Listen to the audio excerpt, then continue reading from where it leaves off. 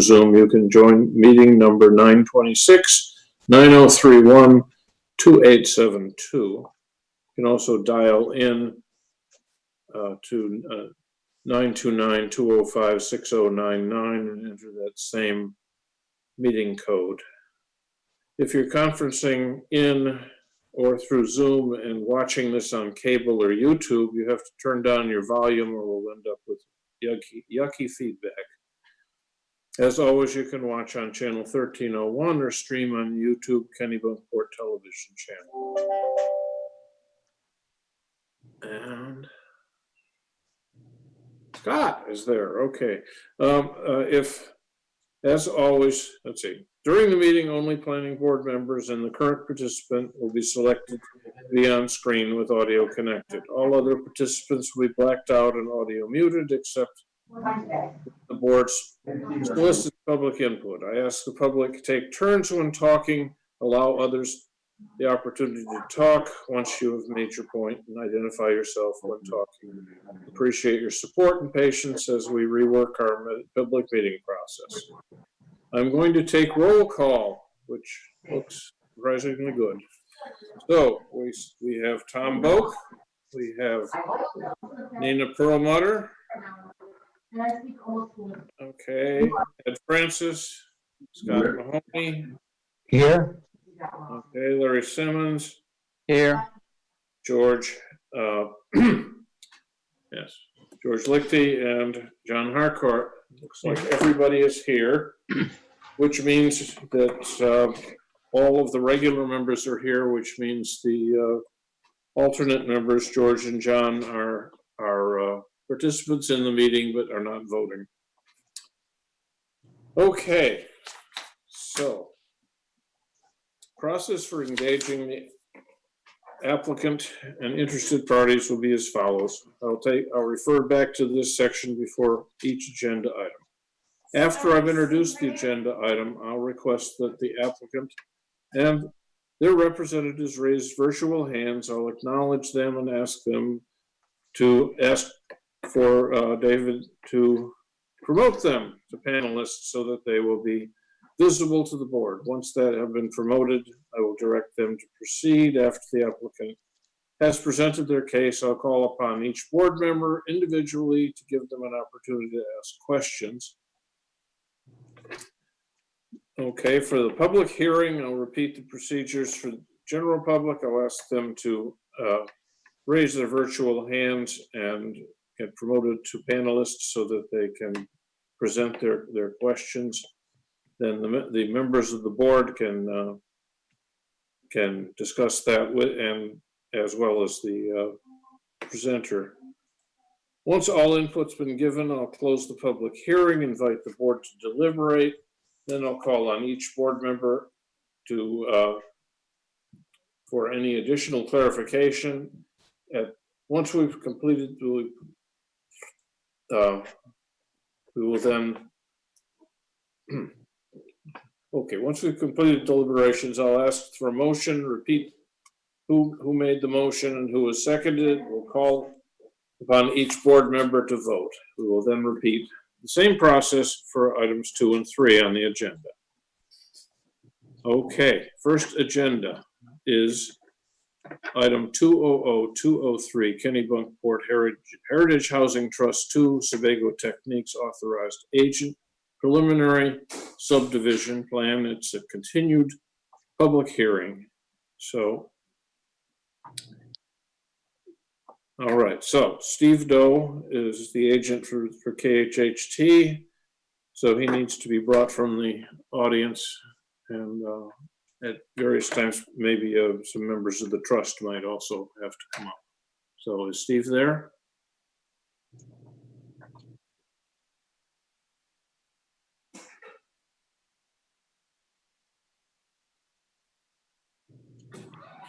Thank you. I think if you could also unmute Pat Clancy, I think he wanted to say a few words before I go into a presentation. Can you do so? Okay.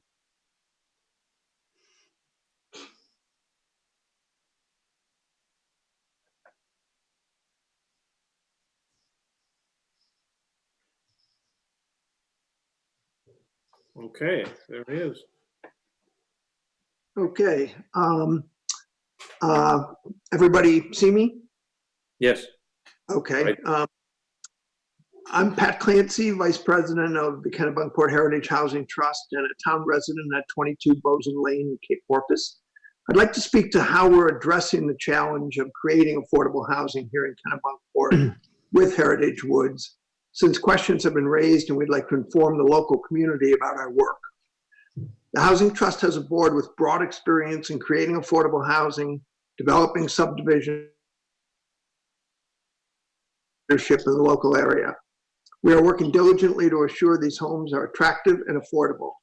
We received a generous contribution of the site from the town for this purpose. We have also gotten a $135,000 award from Maine Housing under its affordable subdivision program, raised over $50,000 through various fundraising events locally that have been very well received, and are accessing another $100,000 of Federal Home Loan Bank of Boston grant resources. Each home buyer will be identified, have a mortgage commitment under Maine Housing's First Home Loan Program, and have signed a contract to purchase the home when completed before we begin construction. We are working with Bangor Savings Bank as our originating lender and have working capital financing from Genesis Fund. We have lined up the resources we need, and with your approval, we'll finalize our plans and budgets and identify our homeowners, readily meet your performance guarantee requirements, and proceed. Our plan is to have 6 working families, and we will seek out particularly those with young children and with ties to Kennebunkport residing on the site by a year from now. These families will have a range of incomes from the $50,000s to $90,000, families not served by the housing market in Kennebunkport today. And we look forward to creating further affordable housing opportunities for young and old as we work into the future. With that, unless there are questions, I'll turn it back to Steve Doe. Thanks, Pat. I know it's a continued public hearing. Also with us tonight, the board has questions for them. Ralph Austin and Jim Logan. I know there was questions regarding wetlands and soils out there. So Jim's available to talk about wetlands and his credentials. Kind of just an overview of the project for those that aren't familiar with it. It's a it's a residential subdivision consisting of 4 lots. 2 of the lots will have single family homes on them, and the other 2 lots will have duplexes. The single families are 20,000 square foot lots minimum, and the duplex will have 30,000 square foot lots.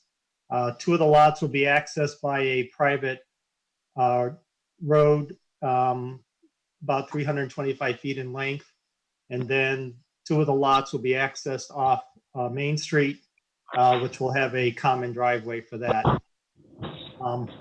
I know from the last couple of meetings there was concerns raised regarding birds, and Russ wants to let the board know that they've taken this issue seriously.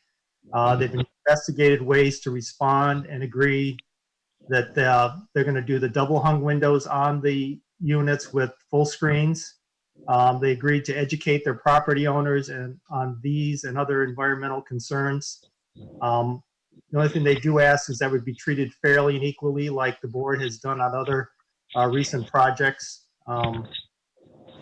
Second item would be pesticides and fertilizers. Again, this is an item that's been asked on other projects, and we've agreed to comply with that. Use of organic pesticides and fertilizers will be noted on the plan and also in the homeowner's documents. With that, I'd be happy to answer any questions, or if you want to question Jim Logan or Ralph, they're available.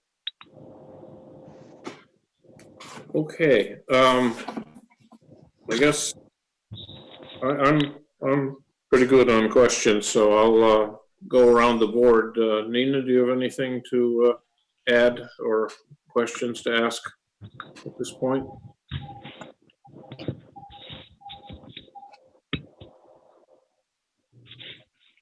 Okay, I can't hear you, Nina. Are you talking? Yes, I am.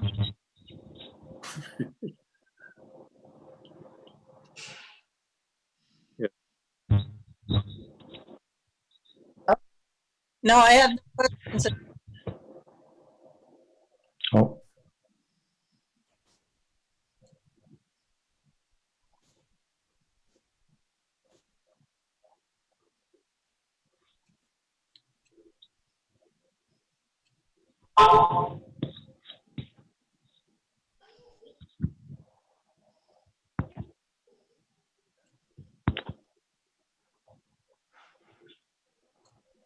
I'm not hearing anything. I don't know if other people are, but yeah, I didn't hear any comment.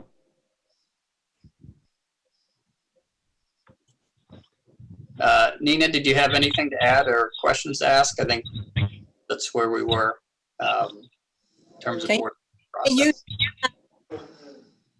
can you hear me now? Yes. Okay, well, I'm It's still unmuted. No, I haven't. okay.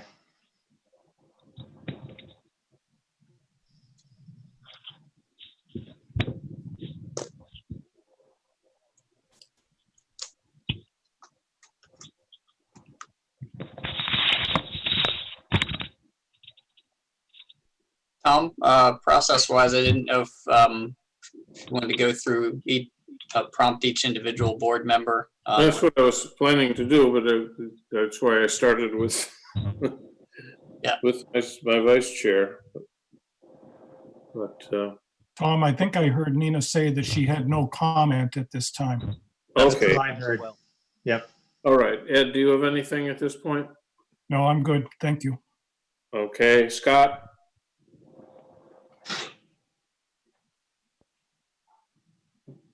Hearing nothing. Larry? No, it's okay, thanks. Okay, George? Nope. John?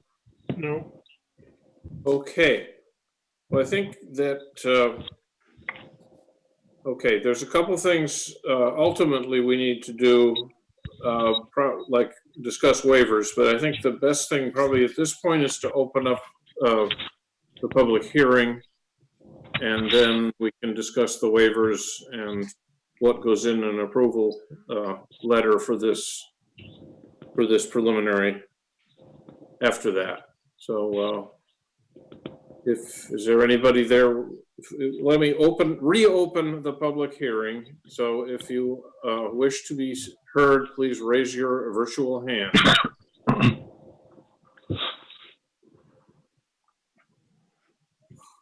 Anybody raising hands? Oh.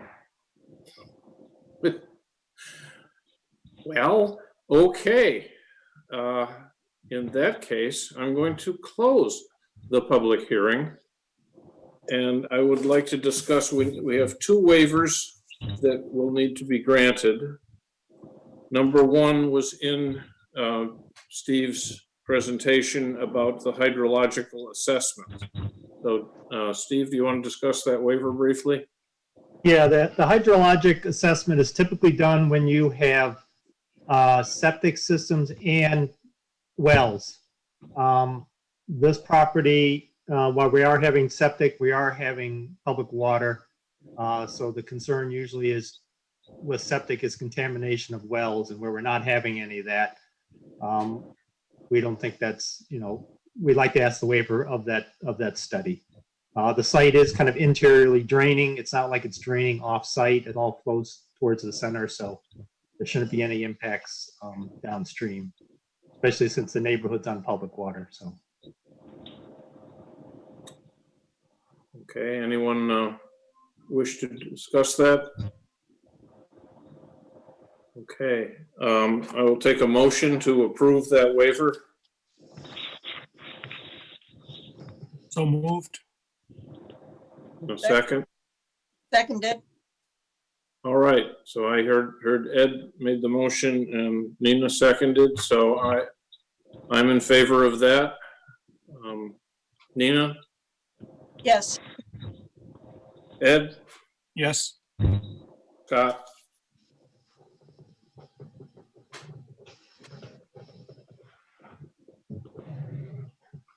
Oh, didn't hear Scott.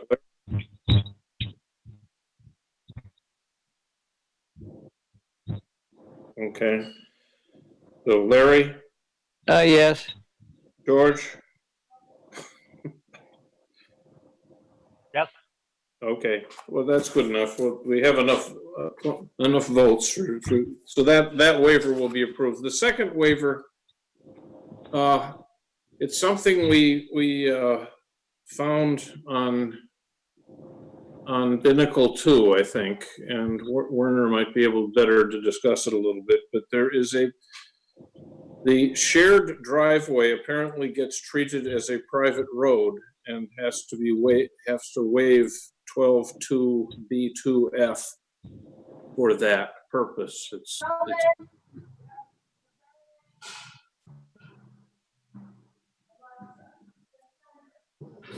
So Werner, can you discuss that a little bit? Yeah, I'm just getting to that particular section.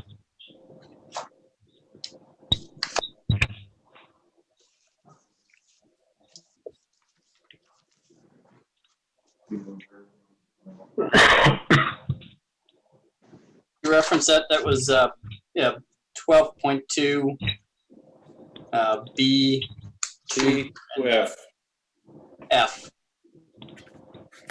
which gets you into your street design guidelines here. Right. I think as we understood it,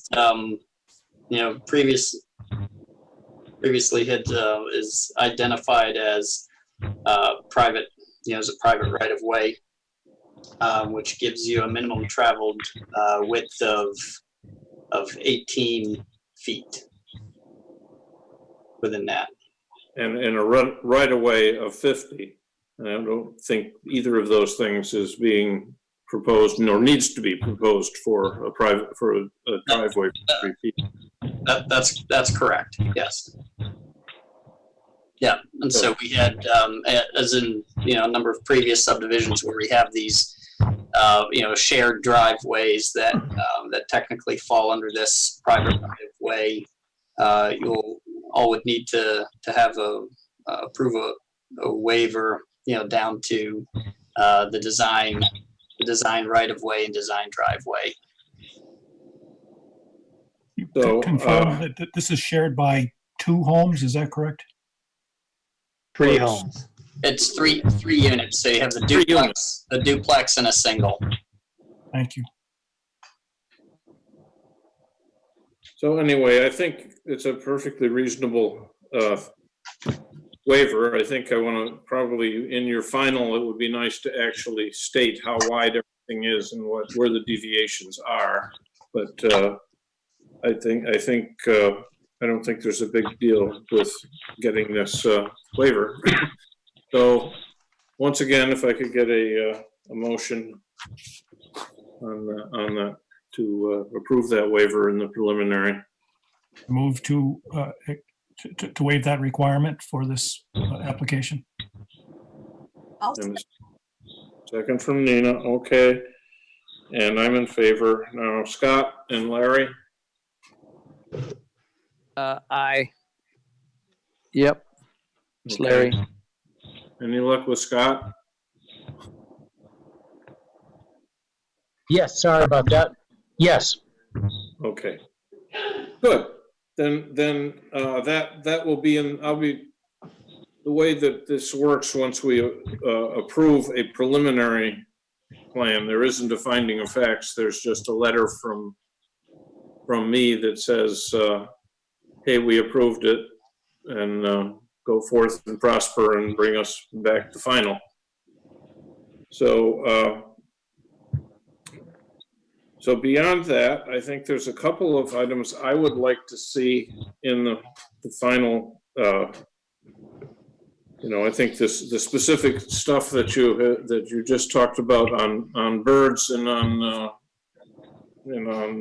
organic stuff. I think I'll mention that in the letter since you've agreed that you're going to address it. Beyond that, one of the questions that was coming up previously was one of the questions that we have to certify when we get to the final version of this is the question of the excuse me, question of real estate values of adjacent properties. Now, in the preliminary, what you said is that one of your board members is a realtor and he doesn't see it as a problem. I would rather it be an independent realtor that actually states that when we get to the final. I mean, it's fine for now, but I'd rather have somebody who's actually a realtor who isn't necessarily on the KHHT board to make that statement. Or the same.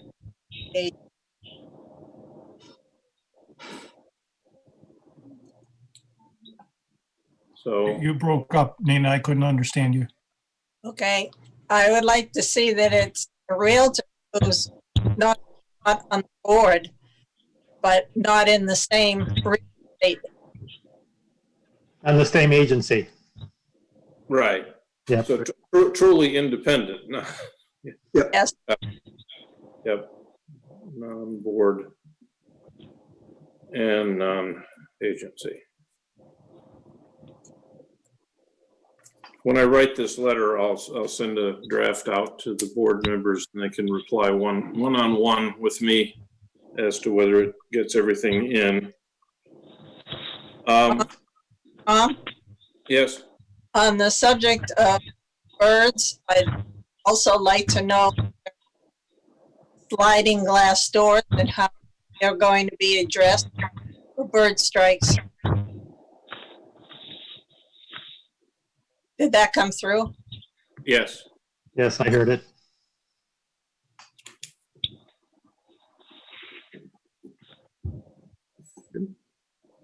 All righty. The other item that I heard from abutters last week's thing was that the financial, at some point the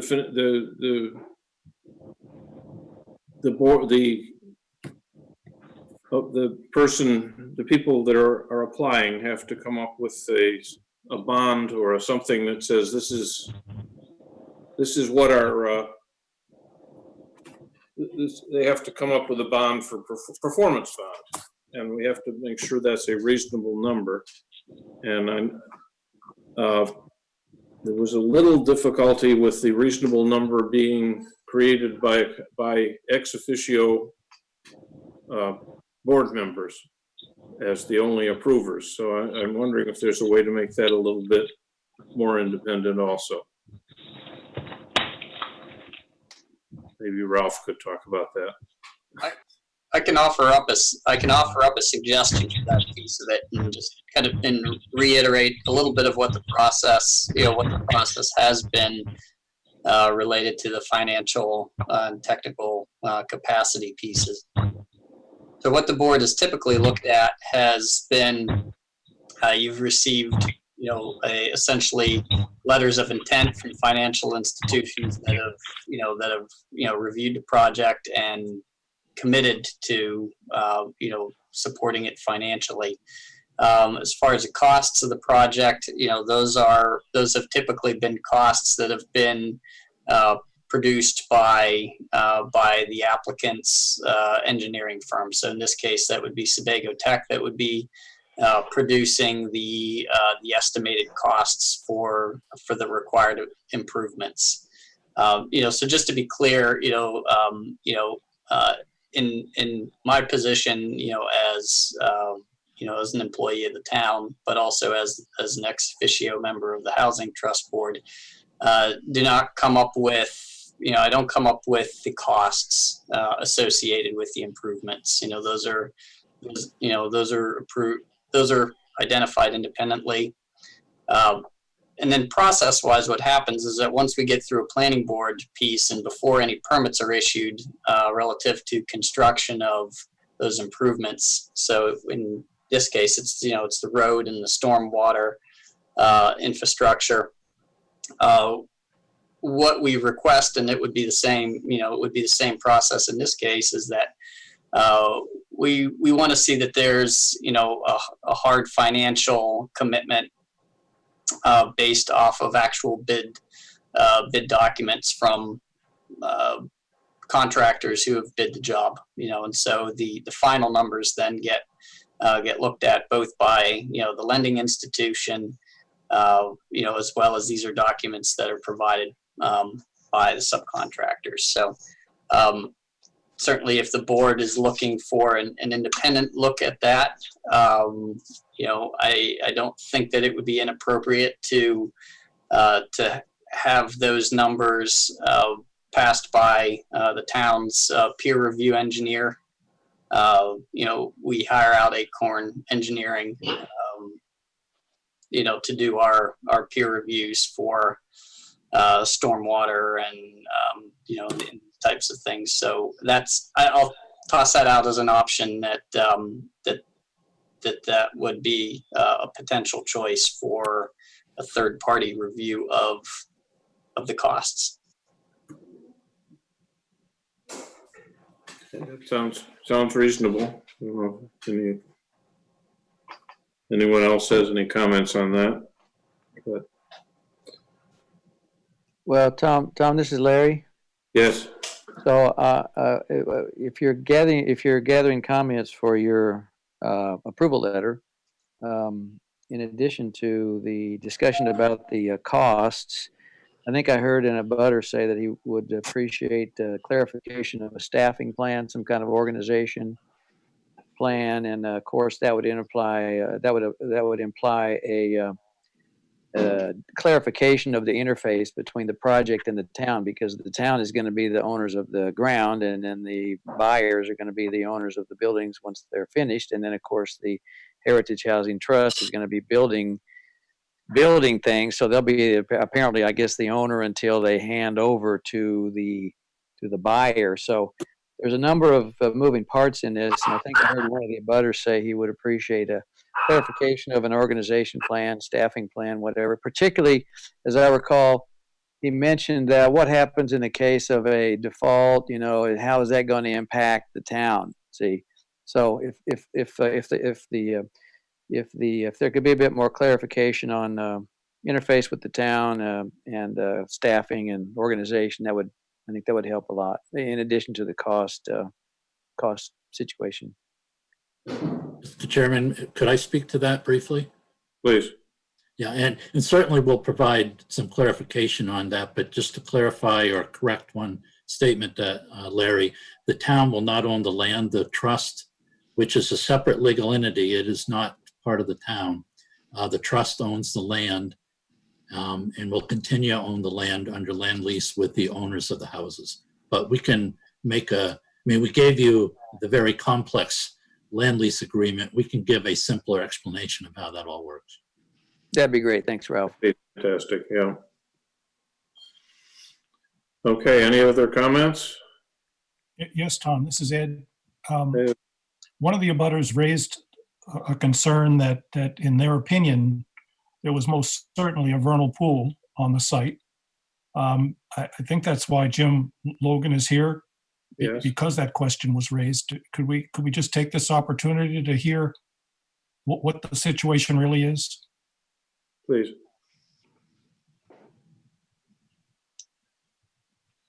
You're muted. Could I add to that? There was also a question about Jim Logan's qualifications. Yeah. Am I heard? Yes. Now.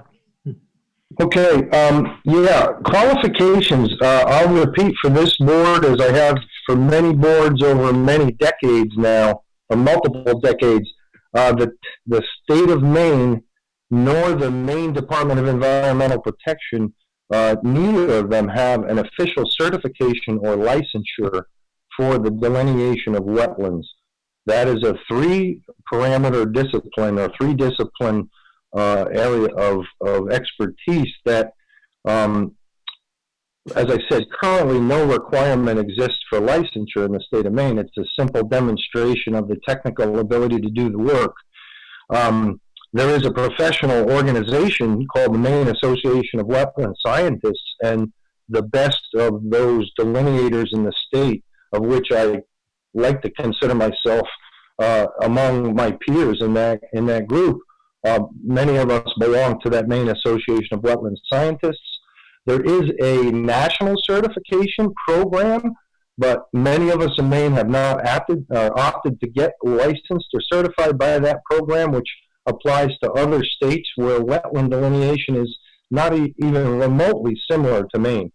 I would also say that the three parameters are vegetation, and there's no certification for botanists in the state of Maine, nor is there licensure for that. And hydrology is also one of the three parameters, and there's no licensure for hydrologists or certification that I'm aware of, either by the state or the DEP for hydrology. There is, however, certification for soil scientists, of which I enjoy that certification or that licensure by the state of Maine. That does qualify me to practice pedology, what's known as the science of pedology, and in this case, specifically hydric soils, which are the wetland component or the soil component of wetlands. I am certified and licensed in that regard. Aside from that, back in the 90s, I was trained through a number of Army Corps of Engineers sponsored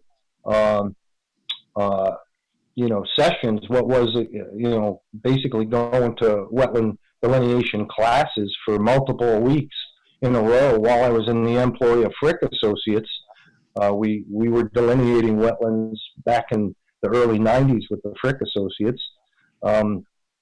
So I don't know what to say other than portions of my work are certified. Many times when I certify a wetland report with the DEP or the Corps of Engineers, I stamp it with my soil scientist certification and sign that. So that's my response to the qualifications part of it. Back in the day, in the late 80s, we actually traveled in threes and had a trained hydrologist along with a plant biologist and me, the soil scientist, but nobody does it that way anymore. It's three parameters all covered by one individual. My licensure also as a site evaluator or a septic system designer would take me down to the 9-inch range in site evaluation for soil suitability outside shoreline zones, which is very close to the 7-inch general limiting factor or depth to water table that is characterized by wetland soils. So that addresses certification or qualifications, I would say, more likely. State of Maine is a small state, and I would suggest to the board members and the members of the public that your reputation is probably as important as any license or certification you could have. I know that my work has been recognized for a long time with the DEP staff, and in fact, the state soil scientist has come to me to assist in preparing wetland seminars. There's one set up for this September at Reed State Park up in Georgetown, should any of you folks wish to attend. Beyond that, vernal pool habitat, there's very few areas that are closed depressions on this piece of property. The predominant wetland feature is the stream through the center of it and its associated small floodplain. That's a moving drainage that's not very well representative of a vernal pool habitat to begin with. There are some small depressional areas, particularly on the opposite side from where the parking lot was, none of which are significant in depth and don't hold water for any length of time that would be adequate for the indicator species to survive to maturity. Hence, generally speaking, small depressions that have less than 6 inches of water in the spring infill times of year, and I've been on this property through multiple seasons, including the wettest times of the year, and I just don't think what's there represents habitat that you would consider viable as vernal pool habitat. Understandably, a layperson could look in those depressions and see standing water after a storm event or during snow melt and suspect vernal pool habitat. But again, those are small areas, small surface area, relatively limited depths, and very short duration hydro periods. not indicative of the kind of situation necessary for the amphibians to reach some level of maturity for terrestrial habitat adjacent to the pools. Does that help? I believe it does. Thank you, Jim. That's just Thank what I you. was looking for. Okay. Okay. Now, the one thing that when we do the final, there's a nice subdivision checklist, page 4 in that Steve Doe included, and we will on the final one, we will go through those points: the undue water and air pollution, sufficient water available, etc. The will and will not statements. So we will go over that for the final. But so, you know, Steve, if you want to address that in your final submission to give me a little crib sheet, that wouldn't, Sure. I wouldn't object. Absolutely. Okay. Any comments from anyone in the board at this point prior to voting? Okay, I think we have done a pretty good job at this point. So I would, since I'm case manager, I will move we approve this preliminary site plan. The preliminary subdivision plan, rather. Okay, this is Larry. I second. Larry seconds. Okay, I'm in favor. Nina? I'm in favor. Okay, Ed? Yes. Scott? I'm in favor. Larry? Yes. I'm in favor, yes. Mhm. Okay, good. So this item preliminary is approved. I'll draft a letter probably tomorrow and put it out to the board for comment, and then get it over to Lisa so that she can send it on official paper. But it just says we approve your preliminary plan and look forward to your final. And we'll see you in 30 days-ish. Great. Okay. Thank you very much. Thank you. Thank you, board members. Thank you all. Okay, so I think we can move on to item 2 in our agenda. Tom? Yeah. Have we approved minutes we need to do? I'm sorry you broke up again. Do we need to approve the minutes? Oh, I'm sorry. Yes, we did. But let me finish. I've approved this. So yeah, let's, what we want to do is all of the Heritage Trust folks can disappear. Thank you. And yes, we needed to approve the minutes of the last meeting. So does anybody, do we have a motion to approve the minutes from the last meeting? I'll make a motion. Okay, Okay, Scott makes the motion. I'll second. That's Larry. Larry seconds. Okay, well, I'm in favor. Nina? I have a small, Oh, John has a small issue. Okay. small amendment. In the Bassett matter, it's 0.41 acres, not 0.59. Oh, right, the 5.9 was what he already had, and the 4.1. Yeah. Yeah, okay.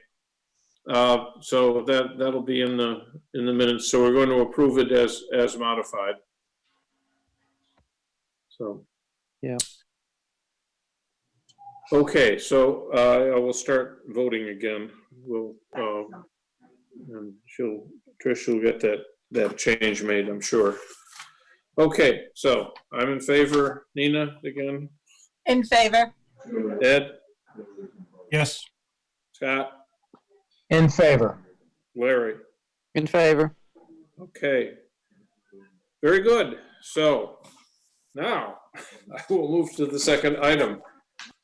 The first item was the only public hearing, so we have two initial presentations to come. So let me introduce this item. It is item 200501, Lauren and Ken Handler, Graham Associates, authorized agent, This is a plan review, the initial review for approval to demolish an existing residence, rebuild it in a different location, the greatest possible extent within property line setbacks. Seasonal bunkhouse will be removed. It's on 45 Langford Road. So if you could bring forward Mr. Graham.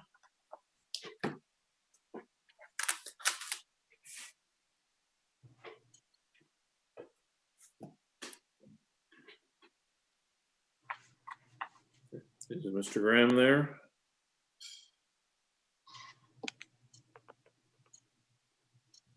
Start my video. There I am. There he is. Okay. Good evening. I am David Graham, representing Ken and Lauren Handler for this project.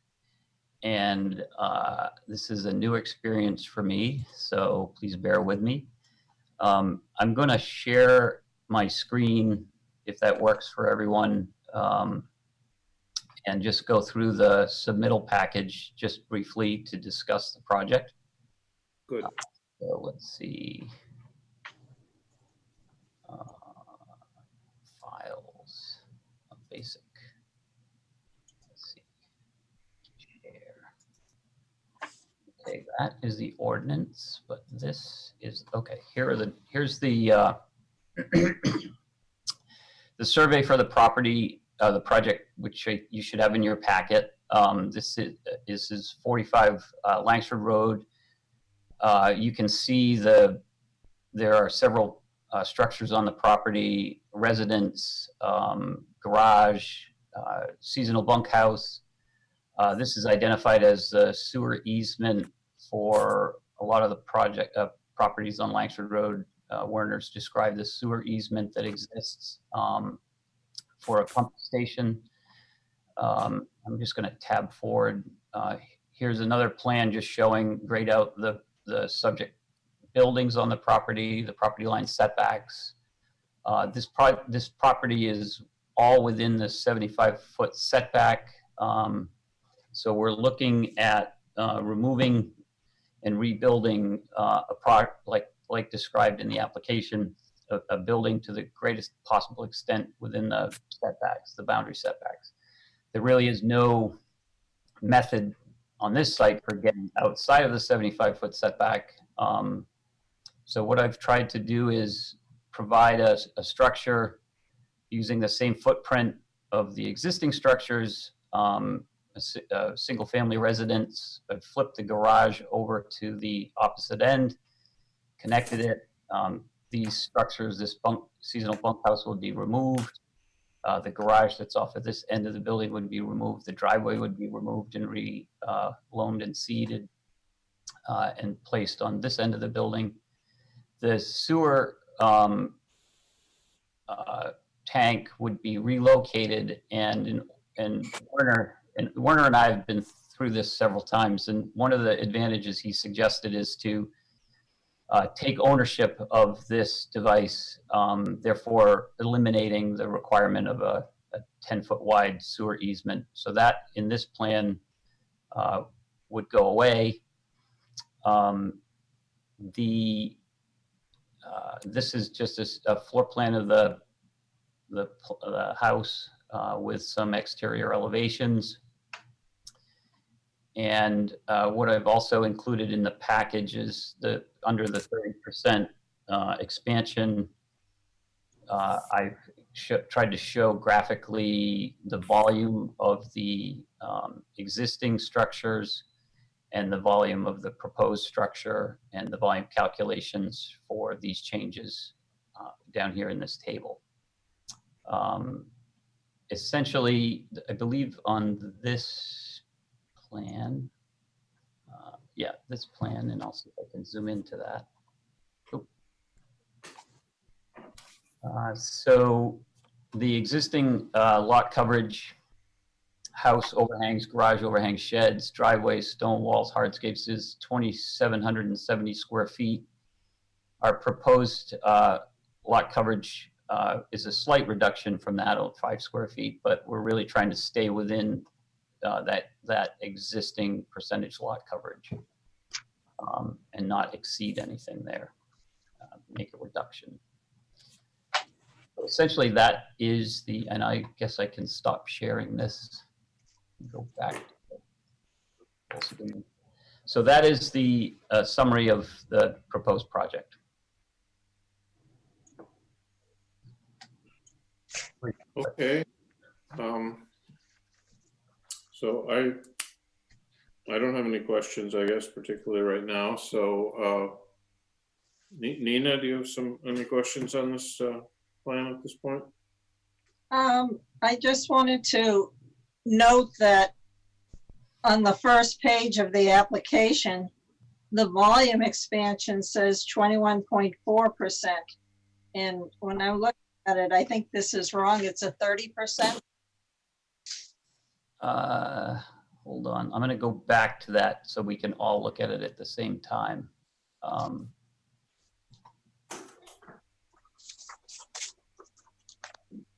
So that's on that, on this,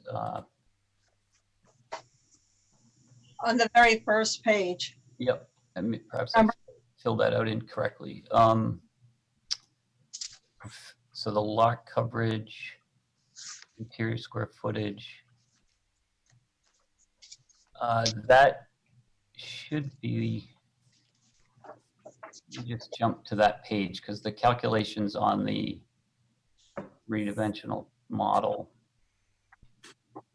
Yeah, I think they were correct. Yeah, I think you're right.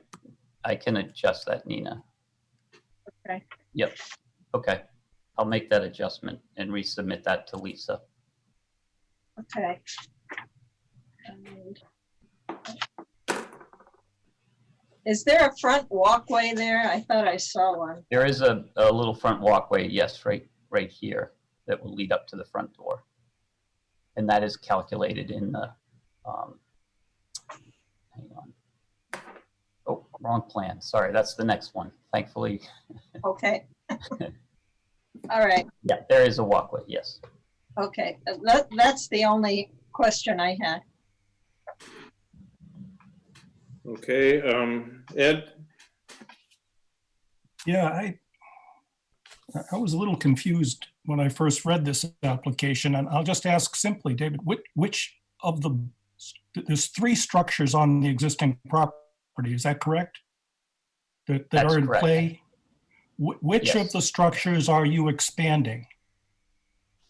So what the way I'm approaching this is to combine the structures. I'm going to go to, so these 3 structures, garage, seasonal bunkhouse, and residence, are each individually calculated in volume in square footage and being combined into one structure that will, so the combination of these structures are added together with a baseline existing volume of 28,509 cubic feet. And then the proposed structure would be one volume, which is calculated at 34,600. I understand. Yep. So I came to that understanding. Okay. But I'm still confused. I know we have a land use ordinance that allows us to expand a structure by up to 30% in the non-conforming portions of it. Right. In both in floor space and or in volume. Correct. And in doing that, we need to keep the new foundation needs to stay within the old foundation. Correct. I understand that you're removing the other 2 buildings, and I see where that helps with lot coverage. I don't see how the land use ordinance allows for this expanding 3 structures and glomming them together.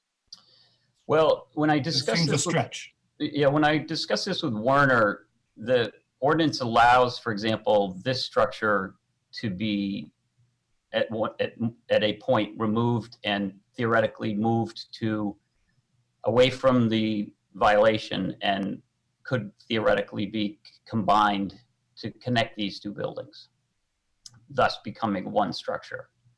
I guess the process we're I'm looking at here or proposing is to sort of expedite this all into one combined process. Well, I like that idea, but I haven't seen those. I couldn't find those steps that you're saying Werner has some knowledge of. But It's a process that, I think, the planning board has looked at a number of, similar properties and has approved a similar process with other non-conforming properties where you have, detached buildings. I believe we had one on Ocean Avenue that was similar in that sense, that was brought forward. We had a garage that was demolished. It was brought forward and then attached and made as part of the 30%. It went through its 30% expansion. And David's correct. In theory, what could occur here, and I think it does become a question of, one, it becomes a question of practicality, of such that you could theoretically, pick up the bunkhouse, you could slide it in between the garage and the house, and all three of those structures are subject to a 30%, expansion. There's nothing that prohibits the attachment of those structures, provided that they be relocated, into a spot to its greatest practical extent, and then demoed and expanded by 30%. As you can imagine, that would be quite a process, to physically go through, that type of mechanics of, attempting to relocate, these types of structures, combine them together, only just for the sole purpose of then tearing them down and reconstructing, as for something that you see on this application. So it is something that, I will say, like, is that, methodical process laid out specifically in the land use ordinance? No, you don't have that laid out specifically. But I don't know that you have any other, necessarily any of the other replacement component pieces describing exactly how, from a physical process, how you would deal with that either. And it is a practice that has been, reviewed by, the planning board in previous occasions as well. well, I thank you, and I certainly am not suggesting that we slavishly go through the physical motions here. I was trying to find through the logic. If you bear with me for just a second, and Werner, maybe your help on this. If you could look at 83B3A, where it talks about a new or replacement foundation.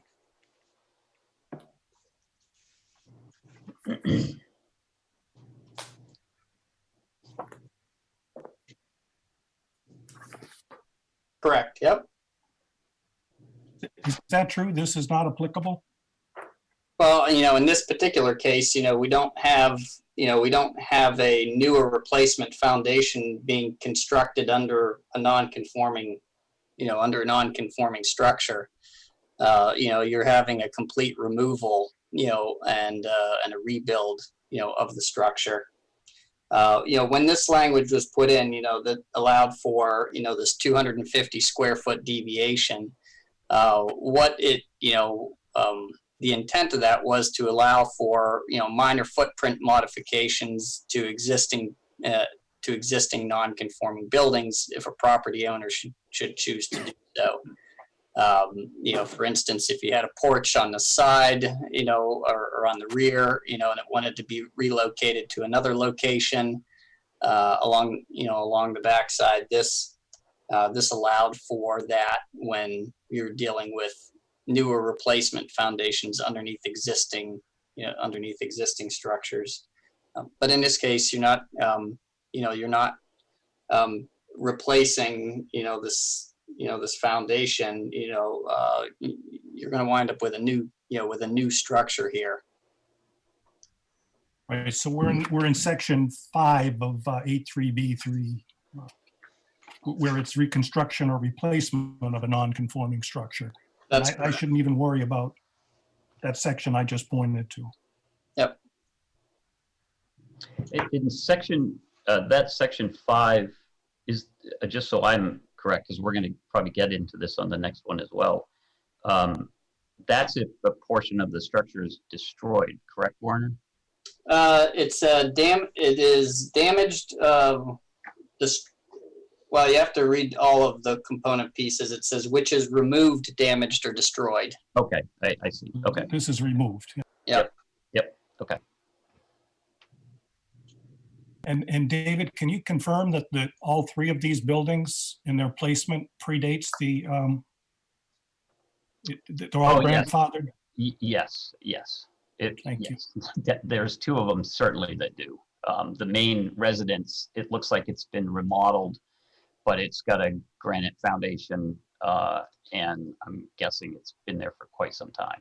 This house. Sounds good. Thank you.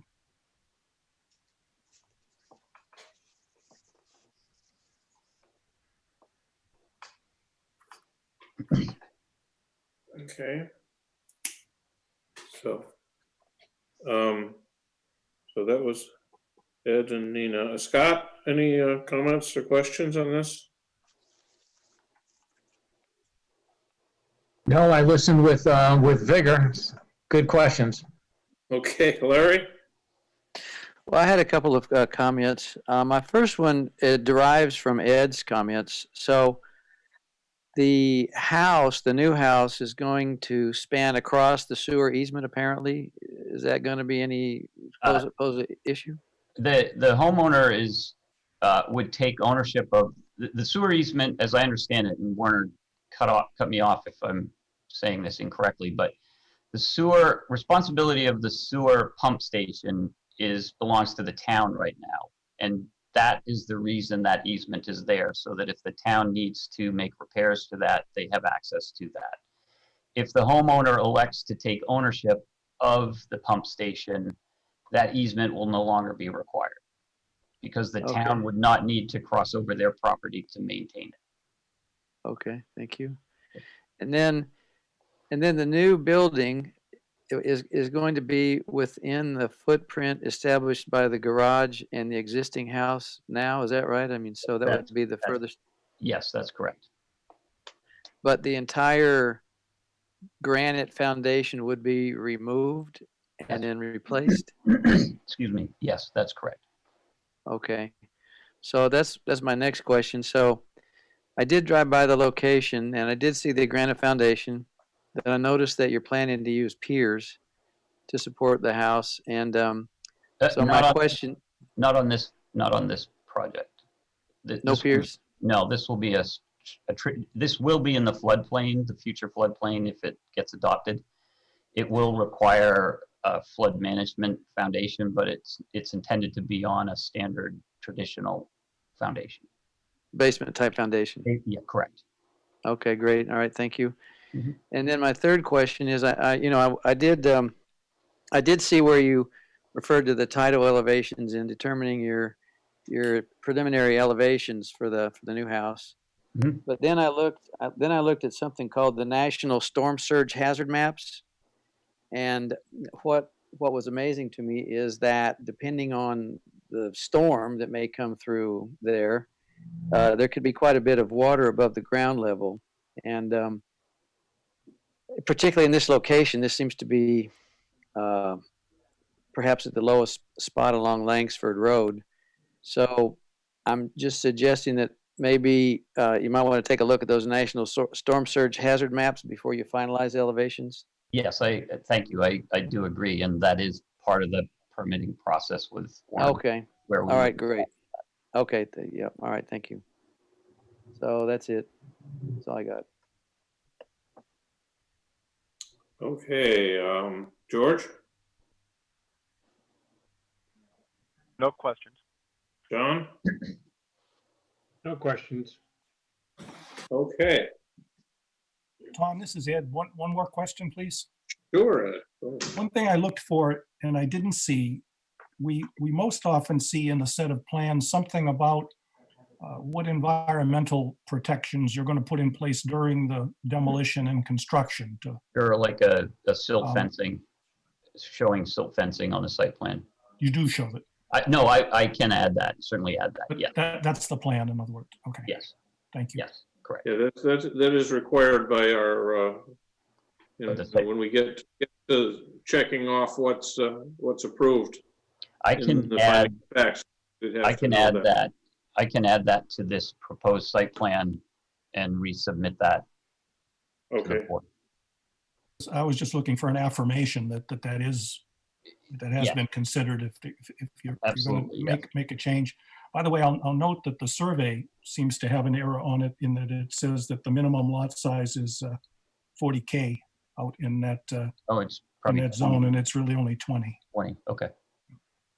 I can, well, that, You don't need to change it. I'm just calling it to attention. okay. Yeah. Okay.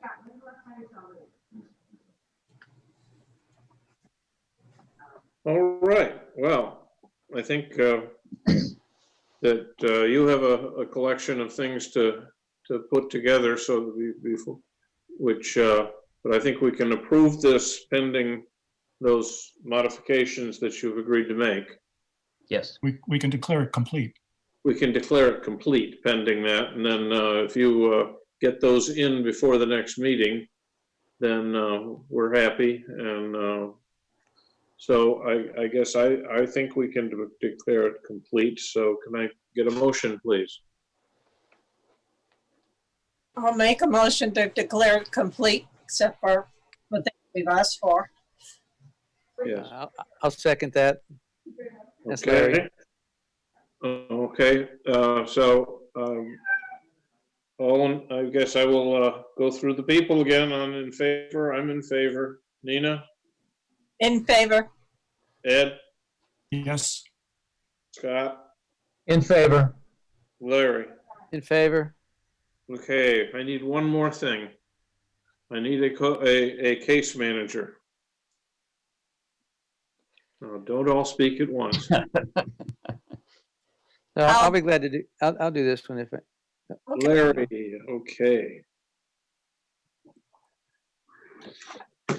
All right, that brings us to item number 3, which happens to also be Mr. Graham. So let me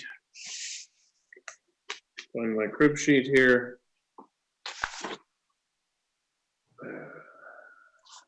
I've buried it. Crap. Okay, so this is, just a second, I'm sorry.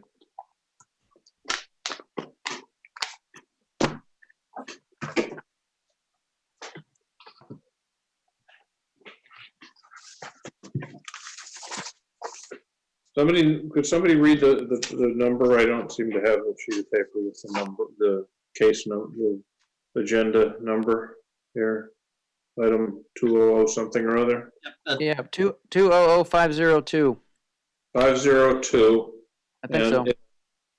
It is a house of Carol and Kevin Reagan in 9 Sunset Lane. And that's at Goose Rocks. And David Graham is once again the presenter. So, Mr. Graham. thank you. Just for the record, David Graham, representing Carol and Kevin Regan, and I'm going to, now I'm a pro at this, so I'm going to share my screen again. And take it back. So this property is even tighter than the last one. This is again a survey showing an existing home and the footprint of the home. And as you can see, there's a 75-foot setback line here, our property line setbacks here. And originally the client approached to try to sort of tear down, rebuild on this site. He wishes to construct his house outside of the future floodplain, above the future floodplain. And there is no real, we looked at, is there a practical location to relocate this house? And really the result from that discussion with Werner is no, there isn't. So what we are proposing to do is demo the house, construct a pier foundation, and rebuild the house essentially on the same footprint. And again, using the expansion of non-conforming structures section of Article 8, and proposing to do a 30% floor space expansion and a 30% volume expansion. Essentially, this house stays where it is today. This drawing just shows the area where we meet the setbacks, the shaded area.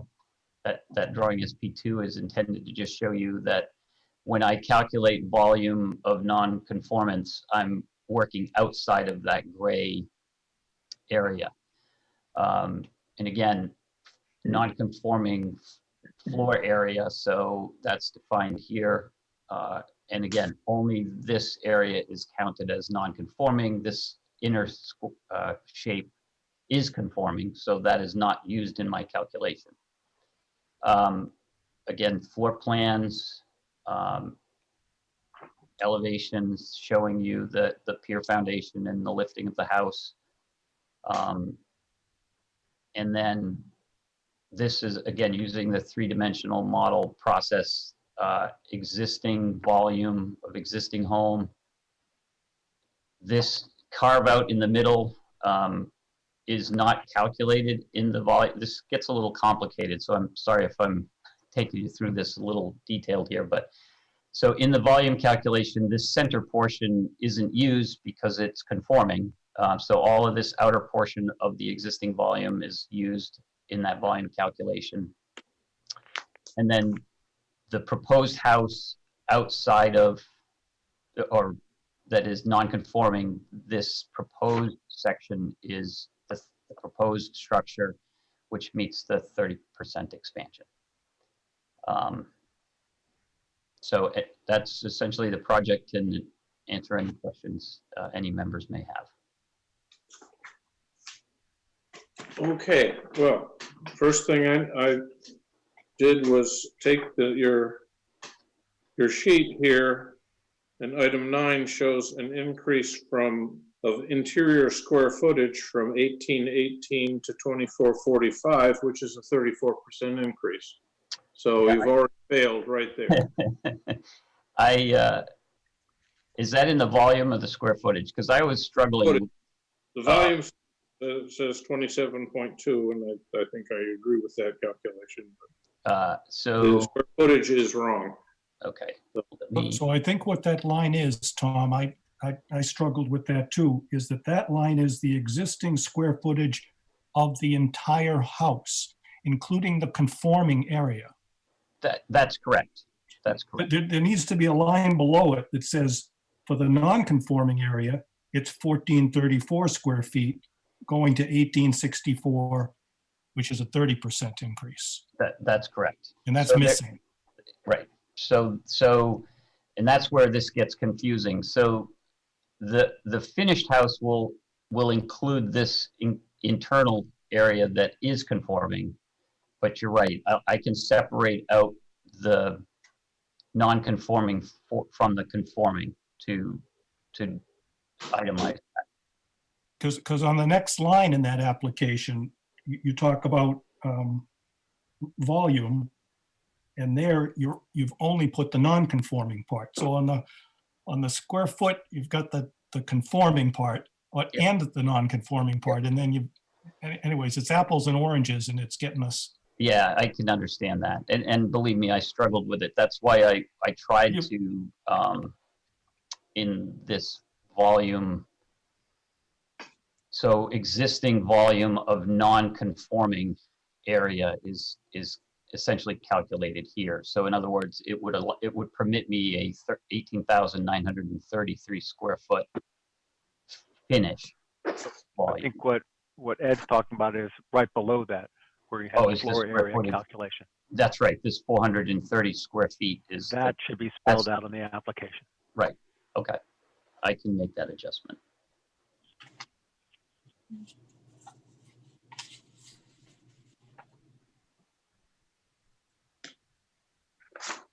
This one was very confusing because of the conforming and non-conforming section and how to show that to you folks, so.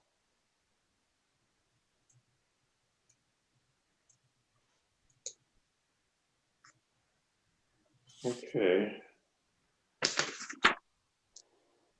Werner, is this this 30% is only applicable to the non-conforming portion? That's correct, yes. Yeah, because arguably you've got a portion of the building that's conforming. So, so if you can imagine, you know, maybe not on this house, but, you know, on a home that the periphery is non-conforming, you know, but a property owner choosing to do an expansion within the center of the house wouldn't be subject to the 30%.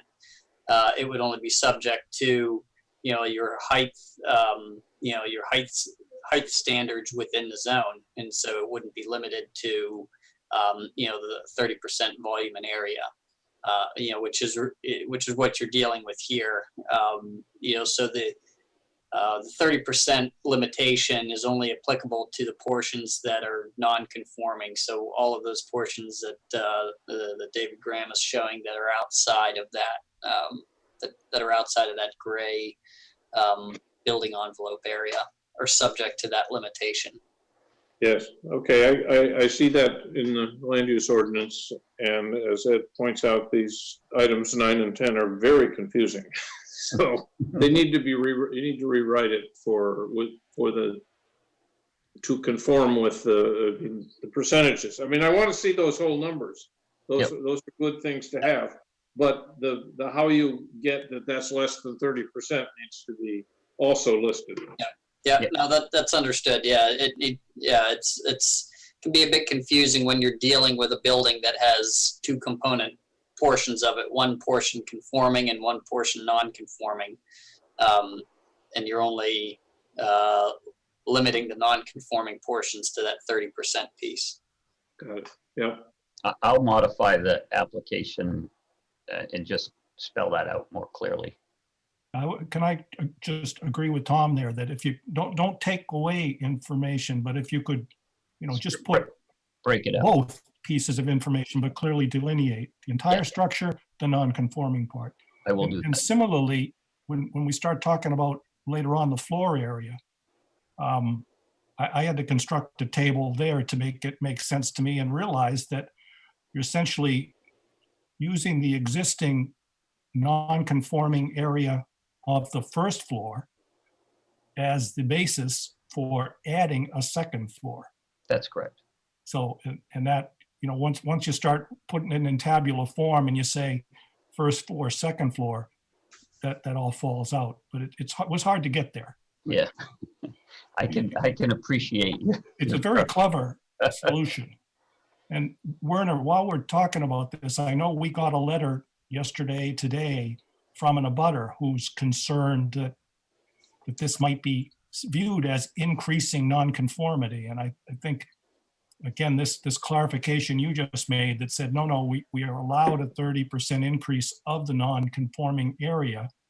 You can't get closer to within the setback. You can't encroach out of the footprint, but this is not an increase in nonconformity. This is an increase in the area that is non-conforming or volume.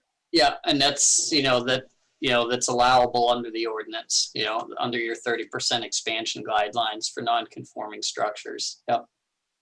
No, that's good. I'm sure that the abutter who wrote that is listening, and we'll have a chance to speak to it next week, but it's just good to get that information out there now. Yep. Yeah, it's, for many folks, they've experienced Kennebunkport's land use ordinance at different times, over the years. And, I can tell you from looking at old applications, within the property files here, we had many circumstances where, where homes were denied, improvements such as a simple porch enclosure that in the 80s was not a permissible activity, because the use was also tied in very specifically to the structure. So if you had a non-conforming structure, it was also spelled out that you had a non-conforming use, which is no longer the case. The ordinance has been modified over the years to kind of parse things out that on lots like this, and there's many of these at Goose Rocks where even though it's a non-conforming lot that has a non-conforming structure, the use for the lot, non-conforming lots, are permissible to have single-family home use, and so you have a permissible single-family home use that's there, but you have to parse out what the non-conformity pieces are, and so in this case, we have a non-conforming lot with non-conforming lot coverage and a non-conforming structure. Ironically, the use is about the only thing that's conforming, on this particular piece. But like I said, the ordinance has changed over the years, and in many property files, you will find that there were appropriate denials for expansions because the 30% expansion provision didn't exist until much later on. So sometimes folks have experienced it in different ways over the years.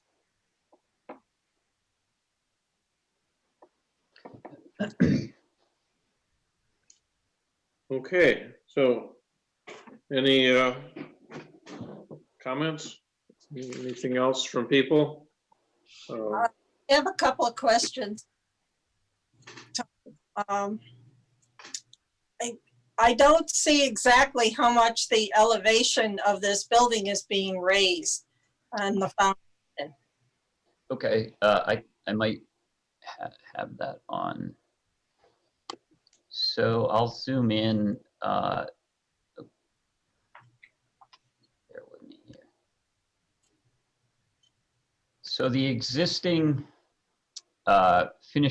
this house sort of lives in two flood zones, but we're working with the worst case flood zone is what Werner's recommended that we work with.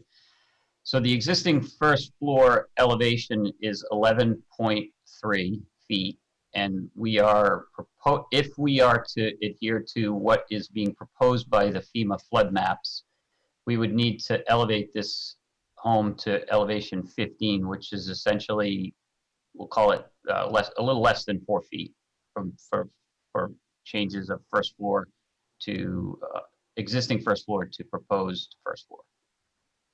But this flood map has not been approved. It's just been recommended by FEMA, and I don't know where that is in the process. But you're also adding a second story.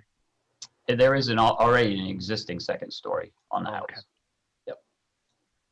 I mean, we're expanding the second story, but there already is. And this line is my 30-foot height restriction based off of average existing grade. And we will be required to provide the code enforcement with a certification of the height of the building. And I've done this in the past, and by constructing a roof, a traditional gable roof, what I will do is during construction we will verify height as this building is being built, and if needed, I can lower the slope of this roof plane in order to ensure that we will not have any issues with height restriction. Okay, this is the one that's going to be on piers. That's correct. Okay. One of the other things I see are a lot of windows and what look like glass sliding doors. Yes. And bring this subject up all the time, especially since you're in a marsh area and shoreland zoning where there are a lot of migratory birds. And my reading of the ordinance is always to protect the bird and wildlife in the surrounding area. And bird crashes are one of the worst things we have that take out the bird population, especially the migratory birds. And I want to know what you're doing either with overhang and bird-friendly construction or bird-friendly windows or bird-friendly glass to protect those birds, because I can't approve something that has sliding glass doors where, you know, birds are just going to slam right into them. So we can install, these sliding glass doors can certainly have screening installed on the exterior. In fact, we've tried to go with mostly double hung windows where the screens are on the exterior of the unit. And recently with the homeowner, we've changed these windows to double hung windows so that we have screens on the exterior. So those types of adjustments are certainly being included and can certainly be adjusted.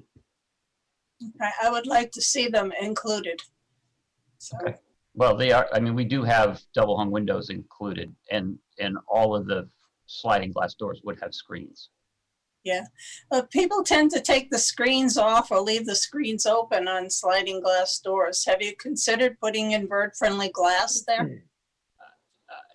You know, I've done some research on bird-friendly glass, and there are very few manufacturers for a residential style home that offer that as an option. Believe me, I love birds. My wife and I do, and we can, you know, the homeowner, we could consider decals or things of that nature. But we have not, to answer your question, no, we have not considered bird-friendly glass beyond what the research I've done on it. Okay, well, the price is coming down on it, and I think more residential made.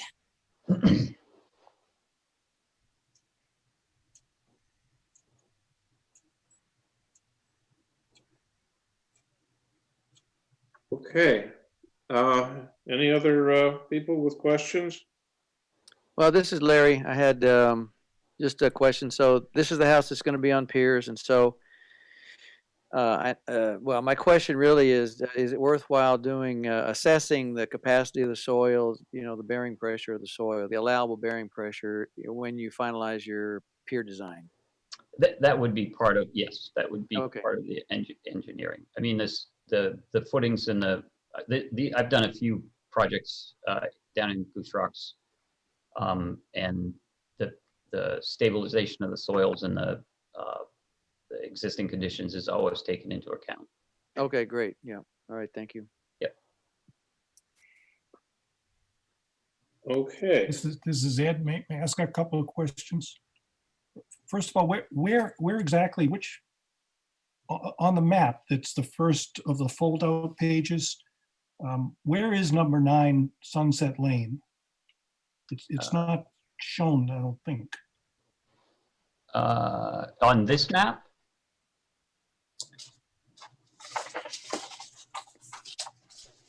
I can, if you'd like, The street map. It says here's the neighborhood, here's block 30, map 33, block 2, lot 16. Oh, I'm sorry. You're talking about the one First of your fold, yes. right here. It's right here. Oh, it's in yellow. Yes. That didn't come through on mine. Oh, sorry. And this shows up as a parcel, but I don't, Werner, is this Rachel Carson or this is marshland right here? Yeah, I believe so. Yeah, it does. It shows up as a parcel, but it's all salt marsh. Yeah. Oh, I'm good. It's just on the black and white copy, the yellow didn't. Oh, I'm sorry. Okay. That doesn't appear on mine, so that's great. Thanks. I had another on the SP2 drawings. It talks about zone B and C, and oh, that's the what are those? Those are, I believe those are the existing flood zones. Okay, So that's what when I mentioned that this house lives in 2 flood zones, right. B is more restrictive than C. But that's the delineation of the, And I think I figured out later that note 3 is on the survey. yes, correct. Yep. Yeah. And then one other thing, what's the source of the highest annual tide that 75 foot is measured from? Where does that come from? Is that? I believe, Warner, correct me if I'm wrong, but you base that off an elevation, correct? 7. That's correct, yes. So that's our official standard at that. Correct. Yeah, we changed that a number of years ago to to an elevation, to a measured elevation requirement. It used to be either a veg line or a high water line, and what we found certainly over the years is that you had a lot of different interpretations of what of where salt tolerant veg kind of started and stopped, and sometimes often as well where the high water mark was. So DEP recommends using an elevation. And once we made those changes, we certainly noticed a lot more consistency, in terms of determining those setbacks. Perfect. Thank you. That's mine.